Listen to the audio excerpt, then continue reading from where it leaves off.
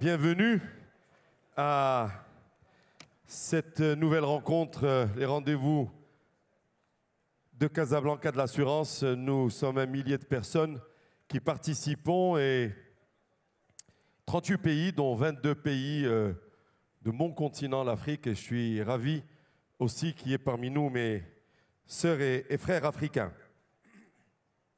Nous allons passer au premier panel qui nous réunit ce matin. Je voudrais rappeler que je vais avoir le plaisir de vous accompagner cette fin de matinée. Nous irons ensemble jusqu'au déjeuner, un panel, 3 keynote speakers, des sujets extrêmement intéressants. Nous nous retrouverons après le déjeuner et après le déjeuner, on va de la même manière reprendre avec des intervenants de grande qualité et c'est ce qui fait la spécificité de ces rendez-vous de l'assurance. Et donc, nous aurons aussi un panel cet après-midi et qui nous mènera jusqu'à la conclusion de nos travaux. Et je rappelle, comme l'a fait Béchir Beddou tout à l'heure, le cocktail en fin de journée à 19h30 pour permettre le networking dans le secteur des assurances. Je voudrais sans plus tarder accueillir à mes côtés les différents intervenants de ce premier panel. Est-ce que nous atteignons les limites de l'assurable ? Allons-nous atteindre les limites de l'assurable? Et donc, je voudrais accueillir Madame Pilar González de Frutos, Chairman of the Union Española de Entidades Aseguradoras y Reaseguradoras. Merci beaucoup d'être là. Thank you for being here. Have a seat. Thanks a lot. Je voudrais accueillir à mes côtés le président de la Fédération française de l'assurance, Monsieur Bernard Spitz. Bienvenue, Monsieur le Président, et merci d'être assidu à ce rendez-vous et nous permettre de nous retrouver chaque année. Je voudrais accueillir à mes côtés Jacques Richer, le CEO de Allianz France. Je vais vous mettre de ce côté, si vous le voulez bien. Et je voudrais le remercier d'avoir fait le trajet de si loin et de venir partager avec nous son regard. Il est le président et chairman of the Global Federation of Insurance Association, Monsieur Ricardo Arias, coming from Mexico. Thank you very much for being among us and thanks a lot for joining us. Je voudrais peut-être pour commencer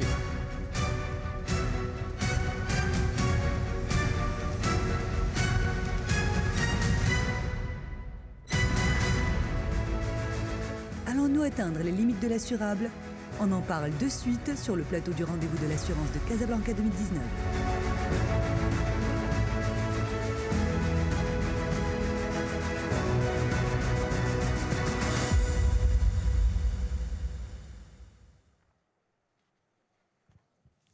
Alors, juste avant de démarrer, je voudrais d'abord rappeler que nous avons un hashtag pour ceux qui ont envie de tweeter, qui est RDVCA, hashtag RDVCA, rendez-vous de Casablanca de l'assurance.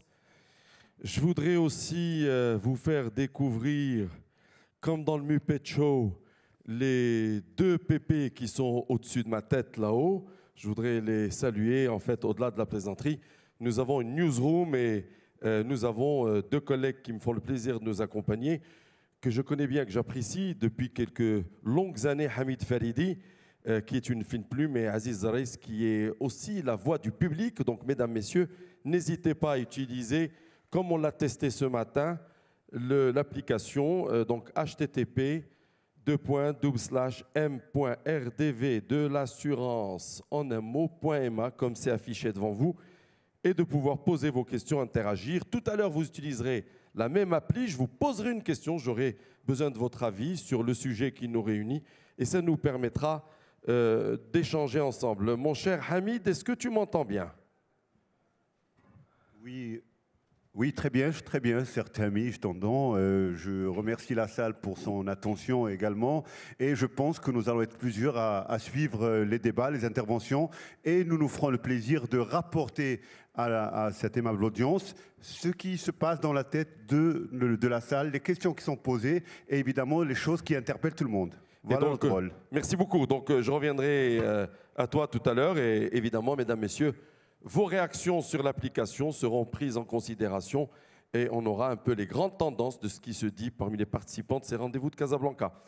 Je voudrais à nouveau, en votre nom, remercier l'ensemble des intervenants. On va gérer le temps parce que nous avons des gens qui ont des avions à prendre, mais nous avons aussi d'autres keynote speakers qui vont arriver. Je vais commencer par vous, Monsieur le Président de la Fédération française de l'assurance, Bernard Spitz. On vous remercie à nouveau de votre présence. Le sujet qui nous réunit, c'est allons-nous atteindre des limites de l'assurable? On a eu des interventions de très grande qualité ce matin. J'aimerais vous demander quels défis, selon vous, posent les risques émergents sur la question d'assurabilité?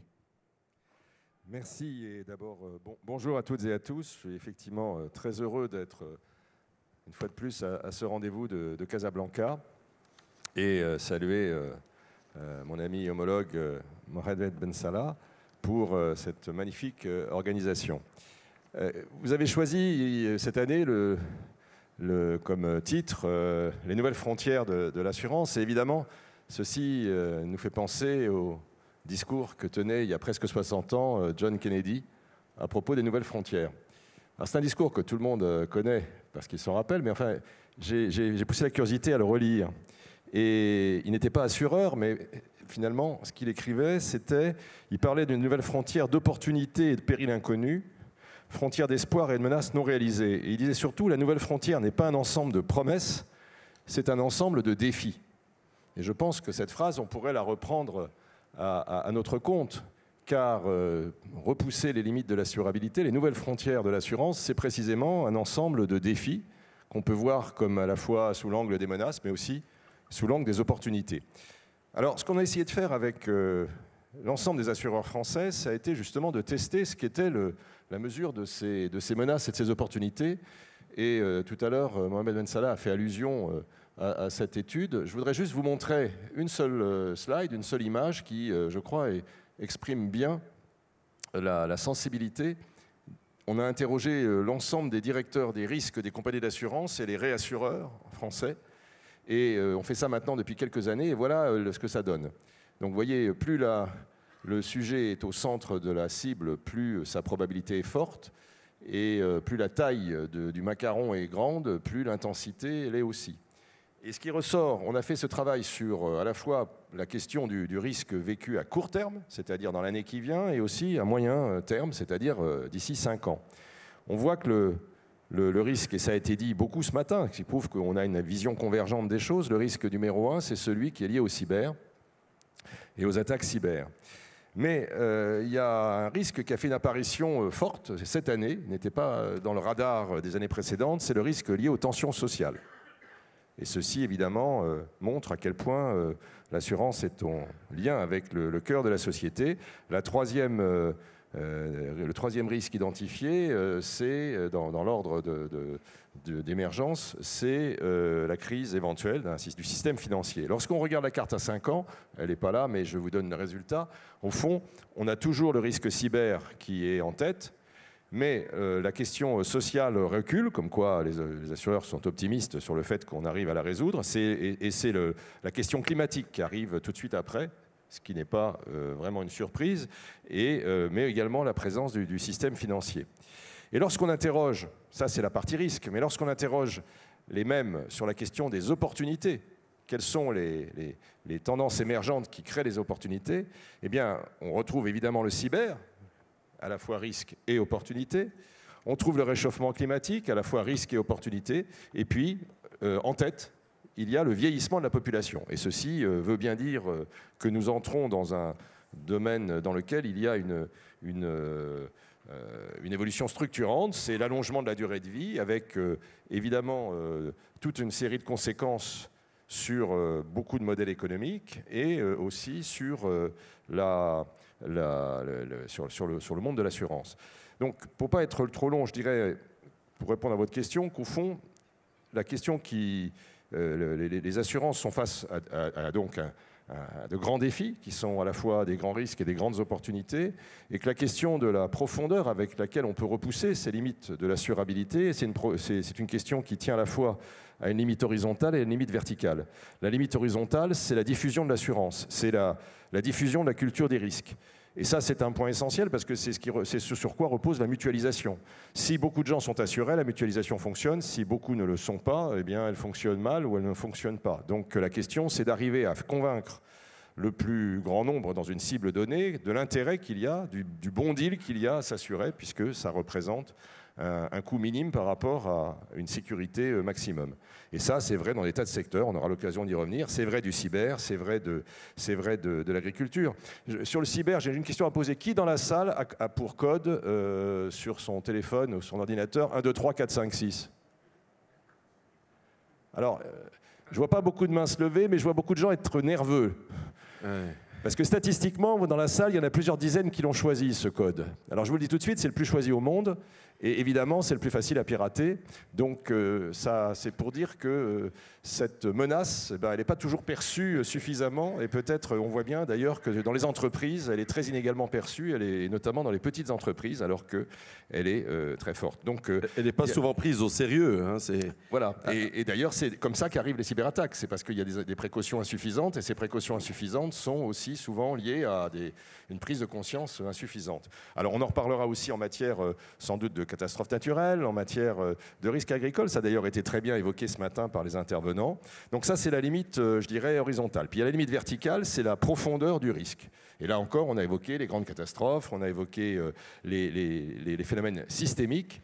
Et évidemment, c'est là qu'il faut trouver des solutions pour combattre ces too big risques d'être malgré tout assurés. On va revenir avec vous à ces risques et aussi on se posera des questions sur comment on doit avancer. J'aimerais aller vers votre voisin, Ricardo Arias, as the chairman of the Global Federation of Insurance Association.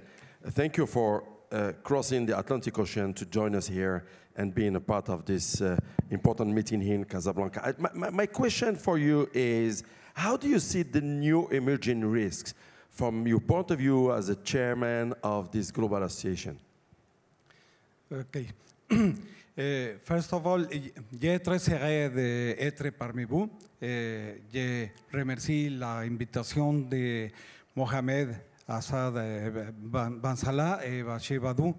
Et je remercie pour l'organisation de le rendez-vous de Casablanca, que c'est un très grand événement.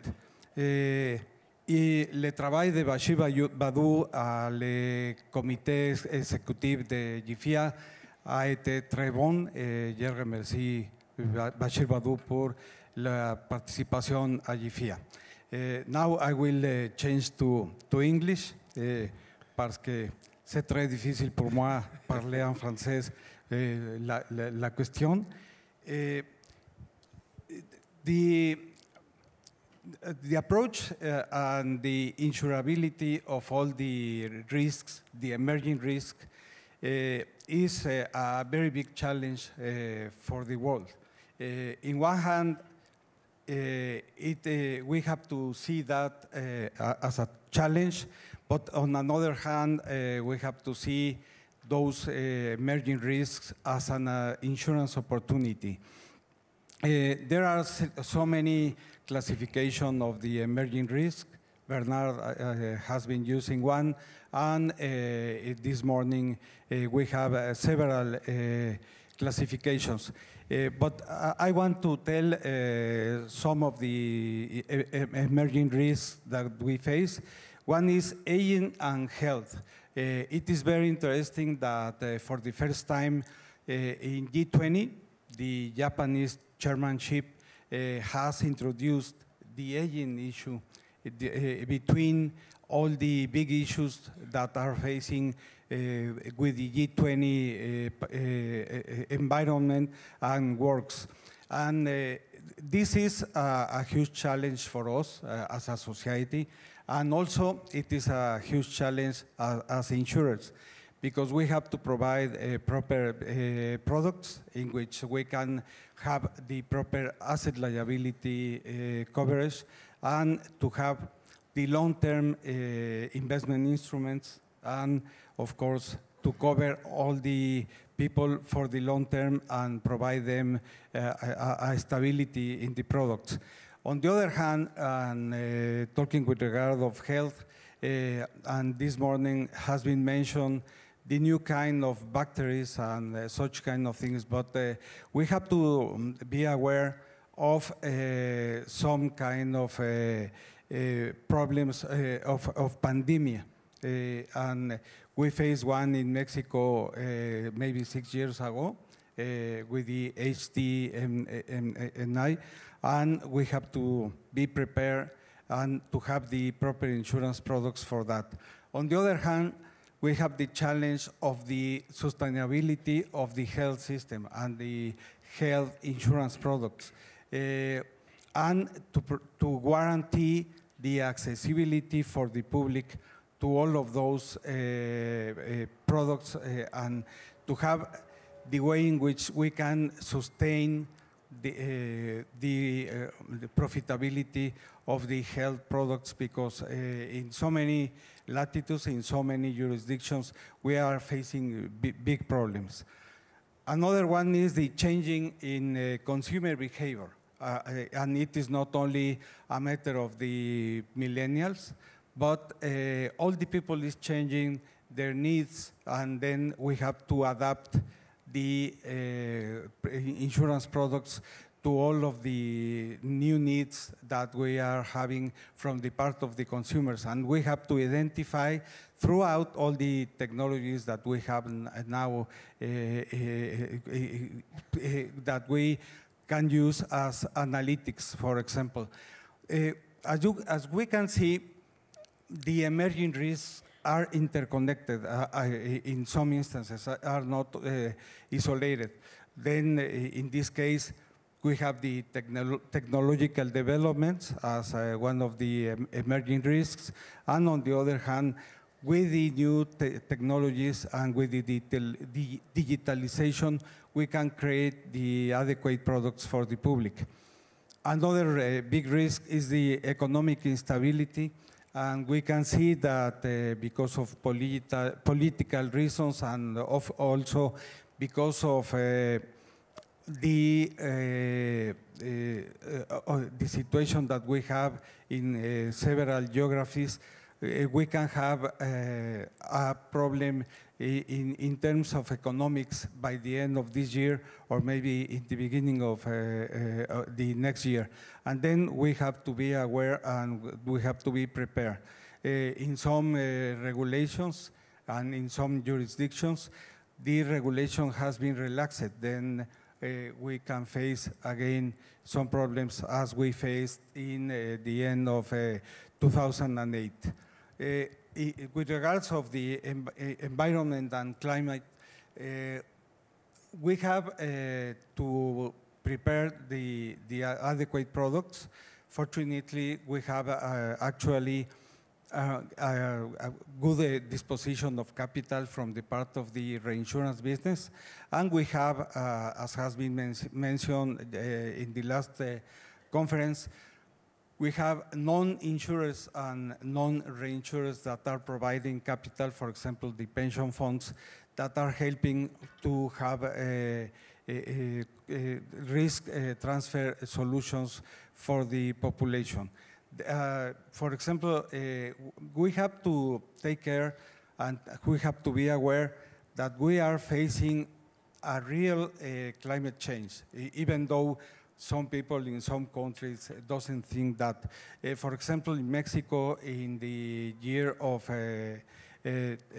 2017, we have in 40 days 4 big hurricanes and 2 big earthquakes. Of course, earthquakes are not provoked by climate change, but in any way, we face 6 natural hazards that provoke very important losses in Mexico, and of course, high operational challenges in order to take care of all the claims of insurance.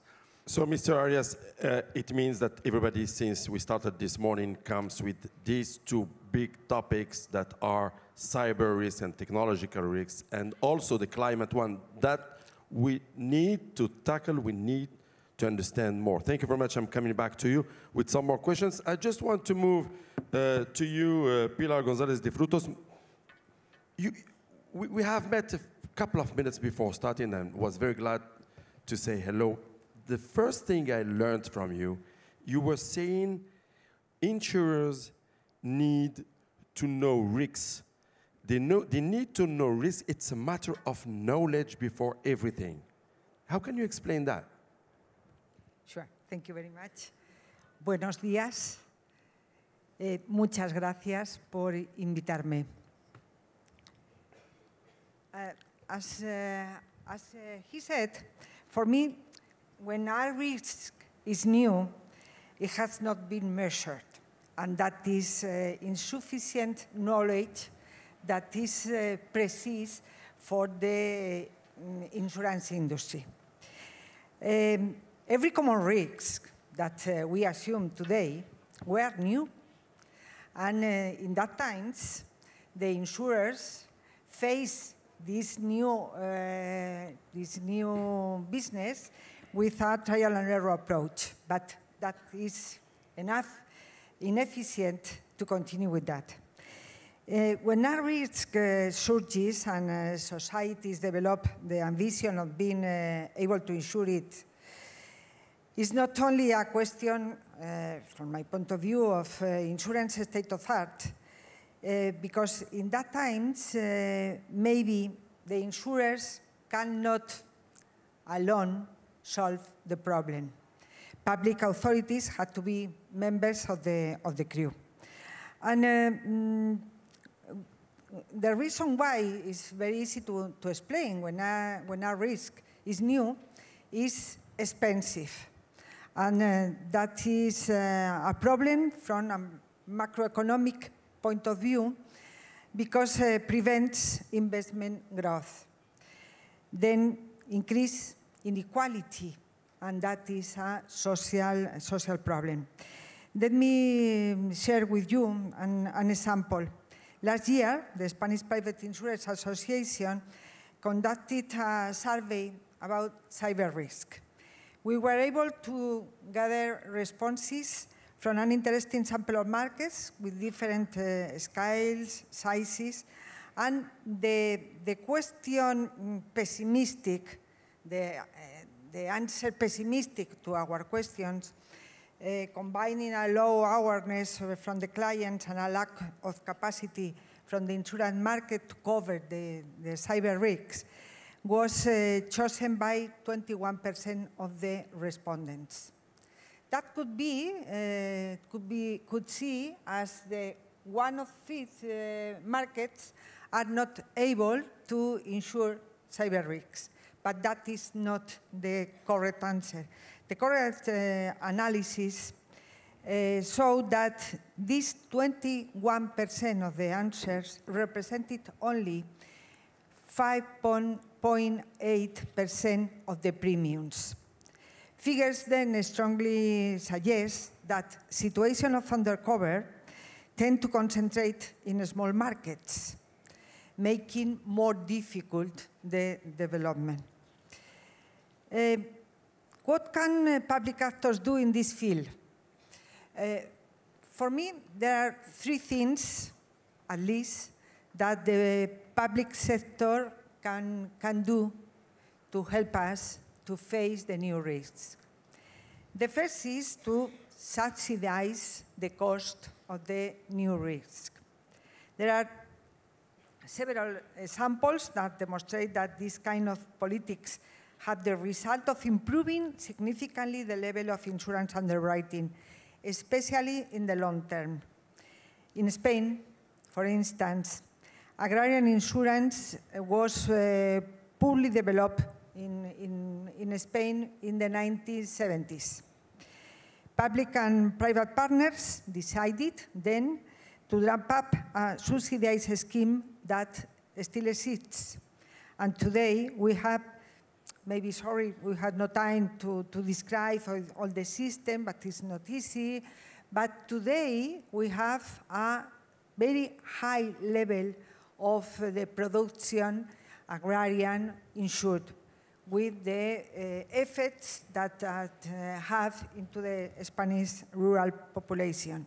So the main idea for you is when we need to build the knowledge or collective knowledge about a new risk, we should put the private and the state together to work. Sure. And maybe to address the same risk both together, because if do it both, I mean, it will be better, we can have more knowledge and we can appreciate better the risk. Yeah, we have, the first thing that is that the price of the risk has to be assumed by, Yes. by the insured. Because if not, it's very difficult to develop a system. The second thing is that we need figures.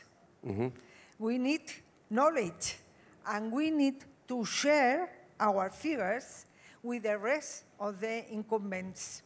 And in some jurisdictions, that is a limitation for the competition. I have another question for you concerning the cyber risk. How do you work with the state for this kind of example, something new in Spain? And then I'm going to move to your neighbor, Mr. Richier, to talk about the cyber risk. What do you do in Spain? We are now sharing all the figures that all the data that the authorities, the public authorities, have around the attacks suffered by Spain from the insurance, from the cyber risk. Then, knowing all this data, we can measure better the individual risks that all the insurers are facing.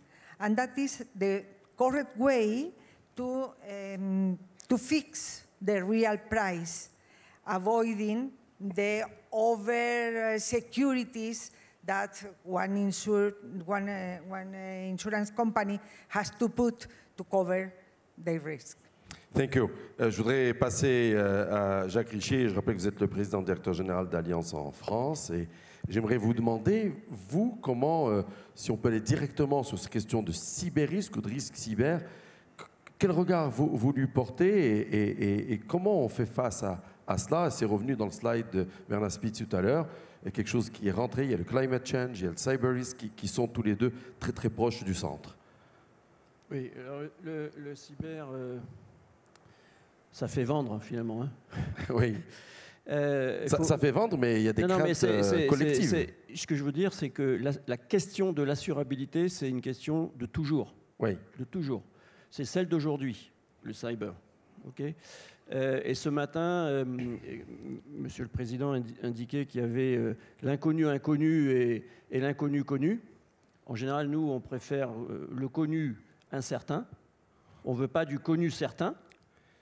Et là, je pense que c'est l'inverse. On a le connu, le cyber risk, il est là, mais il est inconnu. On est donc dans le connu inconnu. Et qu'est-ce qui est inconnu? C'est le montant. C'est un risque en expansion. Et si on revient à la base de ce qu'est la mutualité, il nous faut une base de mutualité d'assurés. Il ne faut pas oublier le facteur temps. Et il nous faut de la réassurance parce qu'il faut réassurer les bilans. Et comme on est sur des risques en expansion, la question de quel capital on va devoir mobiliser est posée sur la table. C'est d'abord cette question-là. Et qu'est-ce qui est le risque qui fait que le cyber risk est un risque difficile aujourd'hui? Tout le monde pense aux dommages et on oublie la responsabilité civile.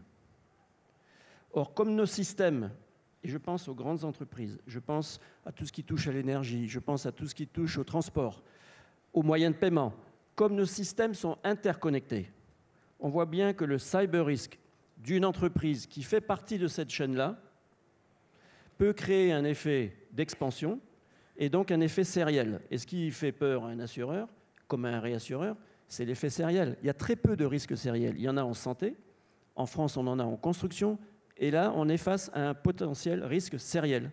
C'est-à-dire ce n'est pas l'entreprise qui s'est assurée qui est le sujet, c'est la propagation du risque à une chaîne, ça peut être les moyens de paiement par exemple, et là vous êtes face à des montants inconnus. Et la limite de l'assurabilité, la question de l'assurabilité, c'est toujours le montant. Si le premier, enfin on a été les premiers, donc je peux dire, le premier qui a assuré un satellite, il savait quel était le coût du satellite. À la limite, le prix, c'est un prix. Mais vous connaissez le montant du risque. Quand vous ne connaissez pas, vous êtes face à un problème. Donc en fait, ce n'est pas la question de l'assurabilité, c'est les conditions de l'assurabilité. Et on progressera dans l'assurance du cyber risk quand on fera à mesure, en faisant évoluer les conditions d'assurabilité. Et c'est là que l'on est aujourd'hui. Parce que, évidemment, on voit ça comme un marché en croissance, mais c'est une chose de prendre le risque, c'en est une autre de le payer. C'est clair. Merci. Je reviens à vous, Bernard Spitz.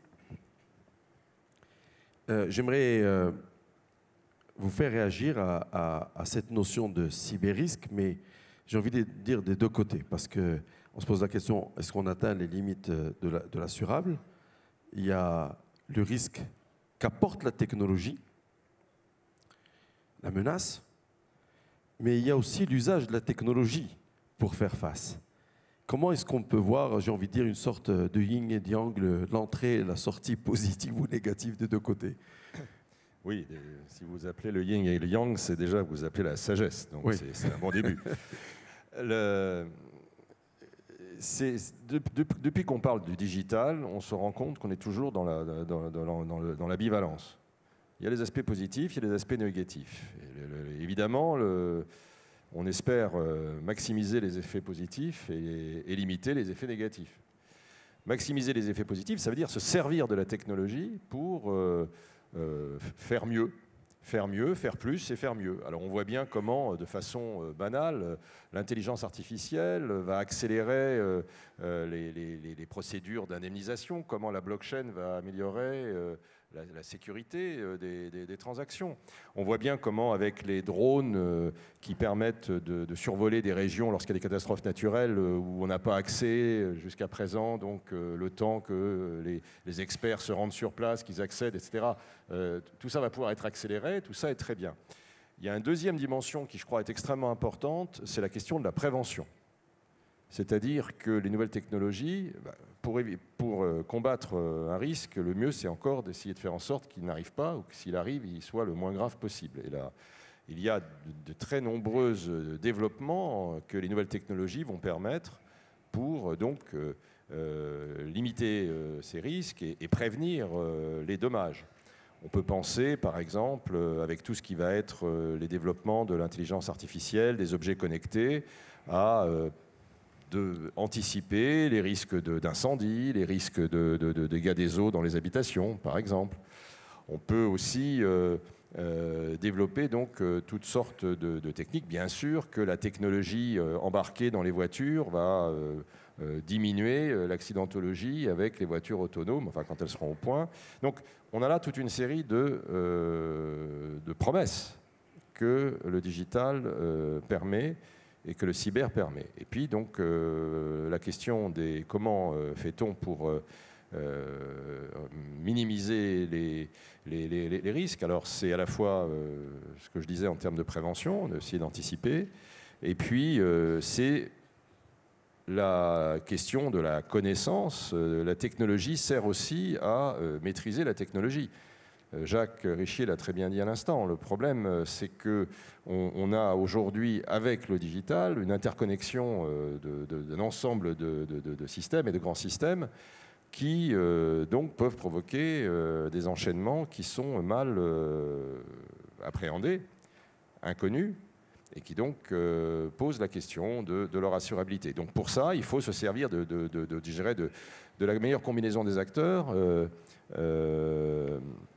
À l'instant, on parlait du rôle de l'État. L'État a un rôle important.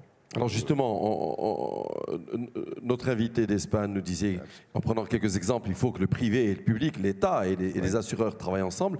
J'ai envie de vous demander, comment est-ce que vous, de votre point de vue, on peut imaginer cette collaboration public-privé, et en quoi est-ce qu'elle peut être une vraie solution qui nous permettrait de mieux maîtriser les tendances? D'abord, il y a la régulation. Le rôle de l'État, c'est de créer, de fixer des règles du jeu. Et de ce point de vue-là, en Europe, alors, on vient avec le RGDP de poser un certain nombre de jalons qui vont être extrêmement utiles pour affronter ces risques et puis pour imposer des pratiques qui devraient à la fois améliorer la connaissance et puis normer les comportements et les modèles. Bon.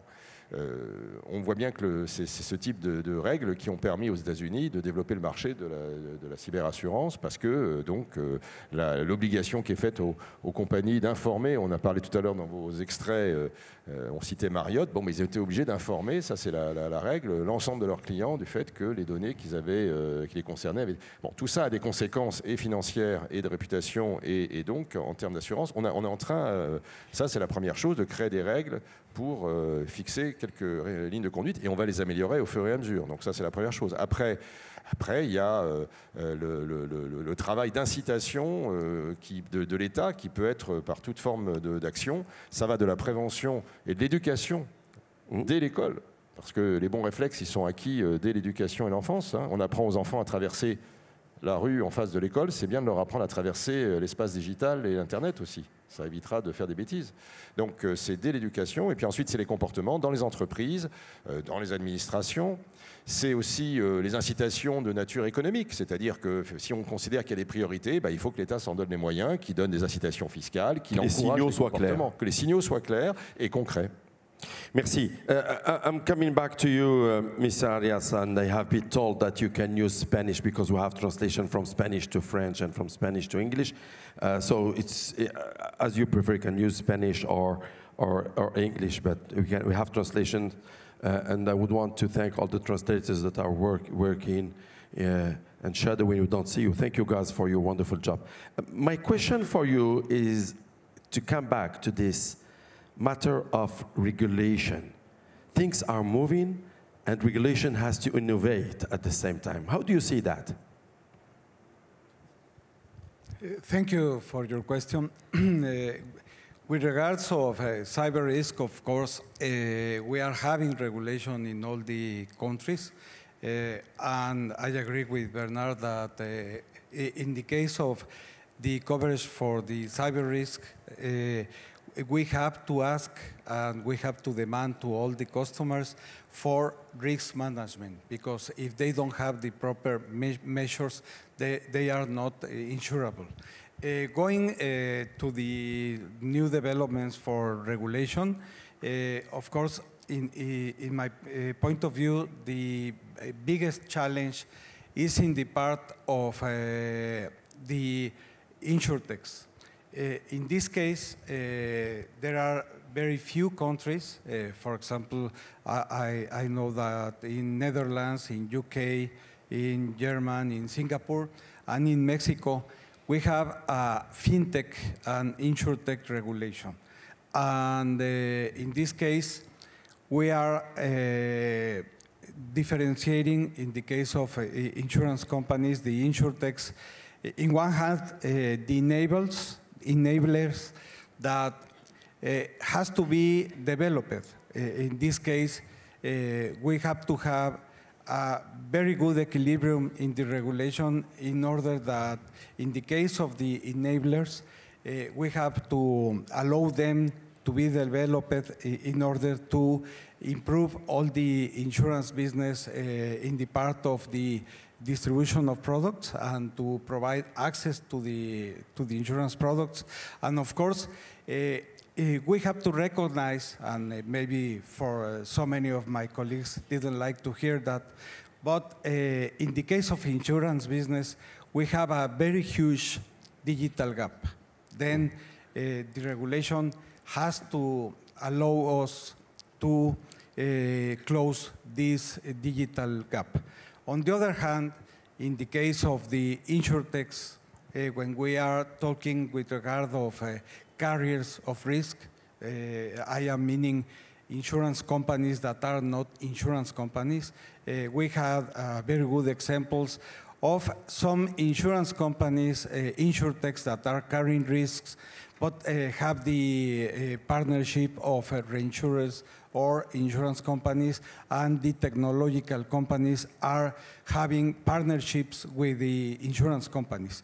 But it is, we have a very big risk, and we are very close to the moment in which we will have the Uber of insurance companies. Yes. Or So, I want to finish, yes. please. In this case, we have to allow the sandboxes in order to develop those models, but to have regulation for those sandboxes and to have the supervision from the part of the authorities. And I recommend to all the countries in the world, to all the jurisdictions, to adopt those kind of regulation. And after the pertinent period for the sandboxes, which can be 2 years, then they have to become formal insurance companies, and in this case, to have a level playing field, because all the players has to play with the same rules. Okay? Yes, that could be my question, because I wanted to ask you how to have relevant regulation that can enable innovation in a way, because we can't stop innovation, but we don't want it to go on every place in any way, but just to regulate it. How can this regulation be really relevant? With an equilibrium, as I said. On Okay. one hand, to promote the development of the new technologies, and of course, these new insurtechs that will carry risk, of course, will provide inclusive insurance, and will provide access to insurance for so many people that doesn't have now, and of course with a proper price. But on the other hand, they have to play with the same rules, because if not, we will have a big unequilibrium, and on the other hand, the consumer will not be properly protected. Thank you. Je vais retourner à vous, Jacques Richier. Je rappelle que vous êtes président directeur général d'Alliance France. Comment est-ce qu'on doit voir, après ce qu'on vient d'entendre, ces questions de régulation, évidemment, à un moment où tout va un peu dans tous les sens et on a besoin que la régulation elle-même ouvre des horizons et accompagne le futur, le futur qu'on touche du doigt d'une certaine manière. D'abord, la régulation, elle est plus large que ce qu'on pense. Je vais en dire un mot. Parce qu'on pense à la régulation, on a entendu Monsieur le Président qui s'occupe du contrôle des sociétés d'assurance. C'est une régulation, c'est un régulateur. Ce régulateur-là, il nous demande de mieux connaître nos risques. Je reviens à ce que disait Madame, pour pouvoir assurer, il faut connaître. Mais il nous le demande plus fortement que par le passé. Et ça interpelle aussi sur la mutualité. Parce qu'à force de le demander de façon trop précise, on peut démutualiser. Mais ça, c'est un autre débat. On a cette régulation-là. Après, on a la régulation du marché lui-même qui se fait. On a aussi le fait que l'État puisse intervenir directement en dehors du régulateur, soit pour trouver des solutions, par exemple sur des risques de faible fréquence mais de très forte intensité, où on peut avoir l'État qui dit « Ok, c'est moi qui vais couvrir », soit parce que, ça a été également évoqué, il met à la disposition des assureurs des données qui leur permettent d'enrichir leur technique de souscription.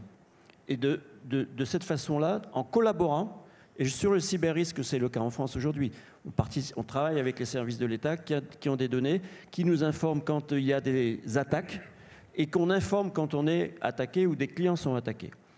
Et puis, il y a la régulation pénalisante, où on nous dit si jamais vos données sont volées et que vous les aviez mal protégées, vous pourriez être condamné. Et on oublie une régulation, parce qu'on a parlé des risques technologiques, il y a les risques climatiques qu'on a évoqués, on a mentionné le risque sociétal. Et je pense que celui-ci est celui qui va se développer le plus, c'est-à-dire l'opinion publique. Et je veux prendre un exemple, 2 exemples. Aujourd'hui, l'opinion publique, elle demande que la responsabilité sans faute soit couverte. Elle ne veut pas savoir s'il y a faute ou pas. Ça pose une question d'assurabilité. Ça, c'est un exemple. J'en veux plus. Et j'en ai un autre qui est complètement à l'inverse, c'est-à-dire je ne veux plus que vous assuriez. Nous, Alliance, on a indiqué qu'on n'investirait plus dans les industries carbonées. C'est-à-dire qu'on n'achetait plus d'actions dans ce domaine-là. Et on a indiqué que dans les 15 ans, on se retirerait de la souscription d'usines ou de traitement de charbon. Quel est le sujet? C'est l'opinion publique au départ. C'est toute la question environnementale. Et finalement, on nous fait jouer ce rôle qu'évoquait tout à l'heure Bernard, il parlait prévention. On est nous-mêmes un régulateur du marché. Oui. Si demain nous n'assurons plus des usines ou des centres de traitement de charbon, il va falloir trouver des solutions. Soit on a migré, on a fait la transition énergétique ou écologique, mais il y aura ces sujets-là. Et on oublie que l'opinion publique, surtout pour des marques qui ont une valeur intangible élevée, le risque sur la marque est tel que l'opinion publique se retourne, qu'elle est aussi un régulateur. Donc on sous-estime l'opinion publique et le risque sociétal, pas le risque sociétal, les émeutes et autres, ça oui, on essaie de mesurer, mais l'opinion publique qui nous dit demain, si vous assurez tel et tel type de comportement, tel ou tel type d'entreprise, eh bien, nous ne serons plus vos clients. Et ça fait partie de la régulation. Donc c'est pour ça, la régulation, elle n'est pas que financière, c'est pas que l'État, c'est aussi de plus en plus l'opinion publique qui prend la main. Et il faut en avoir conscience parce que c'est majeur, cette transformation-là aujourd'hui. Une demande de plus d'assurance, où on a du mal à imaginer ce que ça veut dire. Par exemple, des pertes d'exploitation sans dommage, qu'est-ce que ça veut dire? Et une demande de moins d'assurance. Donc on voit bien que la régulation est partout et ne sous-estimons pas ce trend qui pour moi est majeur. Merci beaucoup. Donc continuons à scruter les tendances de transformation de la société et des attentes de la société. Parce qu'évidemment, on peut partir de quelque chose qui est ressorti dans les sondages que nous a présenté Bernard Spitz tout à l'heure en disant il y a les tensions sociales, il y a un point qui aujourd'hui est un point de vigilance, mais il y a simplement les attentes de la société qui peuvent mettre le curseur d'un côté ou de l'autre et qui interpellent même sur la manière d'exercer le métier. Merci beaucoup pour ces quelques précisions. Je voudrais faire participer la salle, on a encore quelques minutes avant de conclure notre panel.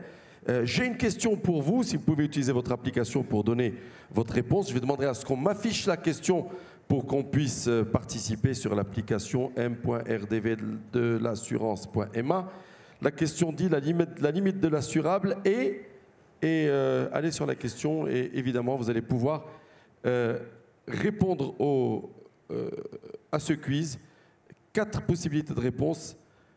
Les limites de l'assurable, c'est l'incompréhension du risque, c'est le manque de capacité financière pour y faire face, c'est l'inconnu inconnu, sa limite de l'assurable sera sans cesse repoussée. Alors 1, 2, 3, 4, je vous laisse le temps de répondre, quelques secondes devant nous, n'hésitez pas. Je voudrais aller vers toi là-haut, mon cher Hamid, c'est bien parce que j'adore quand une voix me parle du ciel. Totalement, totalement. Vu d'en haut, c'est encore... Qu'est-ce qu'il y a comme question et comme réaction de la salle et quels sont les sujets pour lesquels nous pourrions faire profiter des intervenants que nous avons dans ce panel pour les faire réagir? Comme l'année dernière, comme l'année d'avant, la salle a des réactions extrêmement intéressantes. Par exemple, une des toutes premières questions qui sont arrivées et puis qui est revenue plusieurs fois, c'est comment développer une culture des risques. Nous parlons de comment assurer, comment couvrir les risques, mais comment... Parce que l'un de nos interlocuteurs a bien parlé de l'école, de comment ça doit commencer très tôt. Au Maroc, la culture du risque, elle est ce qu'elle est. Comment, aujourd'hui, les professionnels peuvent aider à développer la culture du risque. Et puis la deuxième question, qui était extrêmement intéressante également, c'est quel est le coût, quel est l'impact de la gestion de ce nouveau risque sur la performance financière. Ok, voilà, 2 sujets.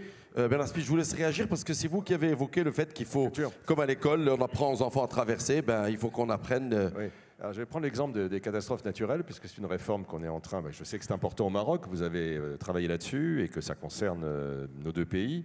Eh bien, actuellement, on est en train de préparer une réforme sur, non pas qu'on ait un mauvais régime, on a un bon régime, mais il est perfectible. Et avec les différents assureurs de la fédération, on a identifié les points de progrès qu'on pouvait faire. Eh bien, actuellement, ça fait l'objet d'une discussion au sein du gouvernement. Sont concernés le ministère de l'Environnement, le ministère des Finances, le ministère de l'Intérieur, mais aussi le ministère de l'Éducation.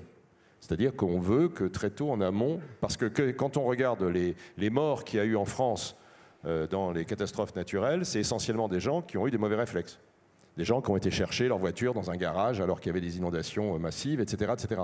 C'est-à-dire qu'il y a bien sûr la fatalité, mais il y a beaucoup de dégâts sur les biens et les personnes qui pourraient être évitées. Je prendrai un autre exemple. Lorsque j'accompagnais le président de la République, on a été dans l'Aude. Il y a des grandes inondations dans l'Aude cette année. Et il y avait une maison que vous avez peut-être vue les uns les autres à la télévision parce qu'il y a eu beaucoup de films, etc. Et cette maison, il y a eu des gens qui ont été emportés, notamment des gens âgés qui, pendant leur sommeil, etc. Elle était tout près du lit d'une rivière. Et je rencontrais quelqu'un d'âgé, plus tard à la mairie, qui me disait, mais c'est idiot parce que jamais il y a un siècle on aurait conçu d'habiter là. Ça, c'était l'étage de la grange. C'était les animaux. Quand il y avait des inondations, et il y en avait évidemment, qu'est-ce qui se passait? On ouvrait les portes des deux côtés, le foin était mouillé, et puis il ne se passait rien.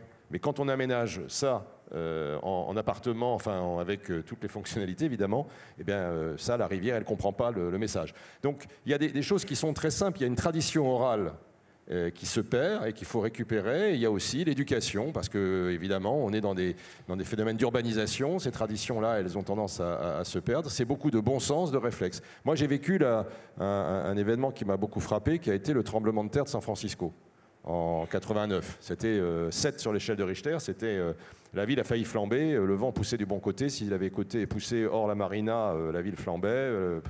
De l'autre côté, ça a permis aux moyens chichement mesurés. À l'époque, Reagan était gouverneur de Californie. Il avait réduit les budgets sur les incendies. Et donc, bon. Eh bien, quand c'est arrivé, j'étais au milieu de la rue. C'était fascinant parce que tout a pété d'un coup. Les canalisations, enfin la terre a vraiment tremblé. On cherchait à ce que c'était comme dans les films. On pensait que le trottoir allait s'ouvrir devant vous. Et puis donc ça s'est arrêté au bout de quelques secondes.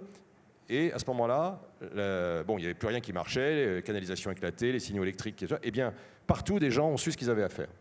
Il y avait des gens qui posaient leur cartable, machin, ils se mettaient un brassard et commençaient à régler la circulation. Il y avait une espèce de culture de la gestion de ce risque-là qui a évité beaucoup de dégâts. Il y avait le grand match de la finale du baseball ce jour-là. Le stade a fait la hola tout seul. C'est-à-dire que ce n'est pas les gens qui se sont levés, c'est le stade qui bougeait. Oui. Bon, qu'est-ce qui serait passé, je ne sais pas, dans un stade de foot au Maroc, mais dans un stade de foot en France, je vois assez bien, alors pas à l'Allianz Arena, Jacques, mais dans certains endroits, on voit bien que les mouvements de panique auraient certainement créé beaucoup de morts. Eh bien, aux États-Unis, quand la terre a arrêté de trembler, les gens ont applaudi. Ils ont applaudi, et puis ils sont partis tranquillement parce qu'il n'y a pas eu de match. Enfin, ça, c'est la culture. Et ça permet aussi de faire des gros progrès. Donc c'est un travail collectif, c'est aussi un travail de connaissance. Le cyber, c'était pas appris à l'école il y a 10 ans. Donc voilà. Et comme le disait Jacques, c'est vraiment un rapport à la société. Et cette éducation-là, cette pédagogie qu'on doit faire, alors à l'école pour les jeunes, mais aussi pour toute transmission des bons gestes de la part et de ce point de vue-là, c'est vrai que l'assurance joue un rôle de régulation parce qu'elle peut encourager et faire comment dire, et récompenser les bonnes pratiques, les bonnes précautions et les bons éléments de prudence. Merci. Allez-y. Puisque je reste sur ce... Éduquer, c'est proposer. On propose des enseignements. On propose Nous, notre métier d'assureur, c'est de proposer des solutions, quelles que soient les populations. Et j'entendais ce matin, Monsieur le Ministre, parler des populations fragiles. Nous proposons, dans différents pays, y compris en France, des solutions pour des populations fragiles.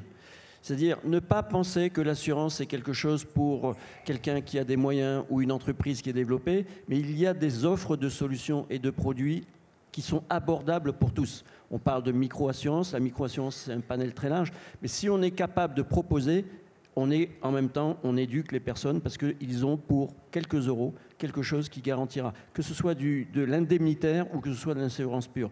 Et je pense que c'est aussi notre rôle sociétal cette fois-ci, d'être capable de proposer à toutes et à tous. Tant que vous avez le micro, la question de l'impact sur les performances financières. Non mais l'assurance, alors revenons au premier des régulateurs ou du superviseur, parce que derrière nous, là, il va parler. Donc derrière le risque, il y a du capital. Donc en fait, ce que la régulation nous force à faire, c'est à mieux connaître le risque pour pouvoir mieux le mesurer et donc le peser en coût du risque et donc le capital qu'il faut mettre en face.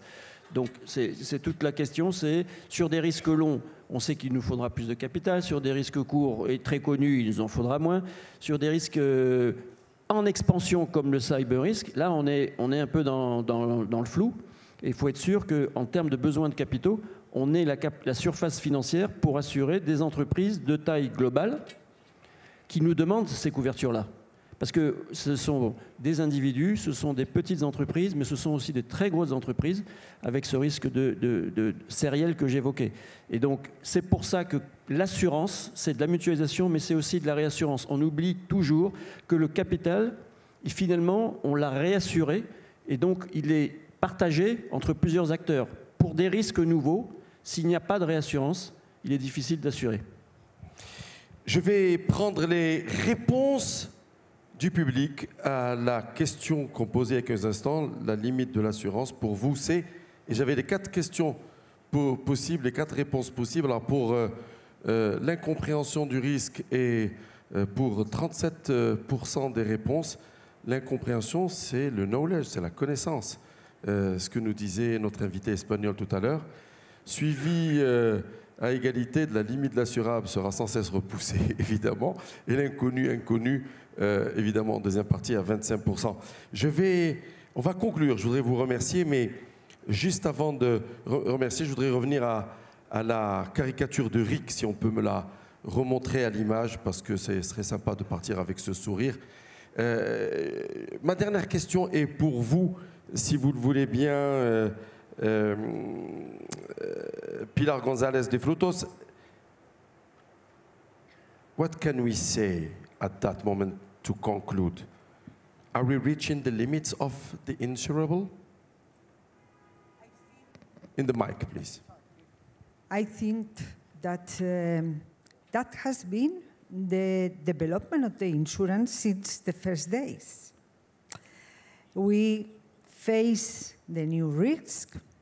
We begin to work with it. We mutualize the figures. We mutualize our capacities. And finally, we manage the risk as a common risk. And at the same time, we help to improve the measures that our clients take, trying to prevent the risk. And I think that with the help of the public actors, with the messages in the education, and we will continue working as today, trying to cover the necessities of the development and the societies. Thank you. Merci beaucoup. C'est sur ces mots qu'on va conclure ce panel. Mesdames, Messieurs, sous vos applaudissements, je voudrais remercier l'ensemble des intervenants que nous avons eus ce matin. Débat extrêmement intéressant. Évidemment, j'aurais eu beaucoup plus de questions. Je voudrais vous remercier et vous laisser retourner dans la salle. Thank you very much to all of you. Thank you for sharing your knowledge and showing your insights here in Casablanca during this conference. Rendez-vous de Casablanca de l'assurance.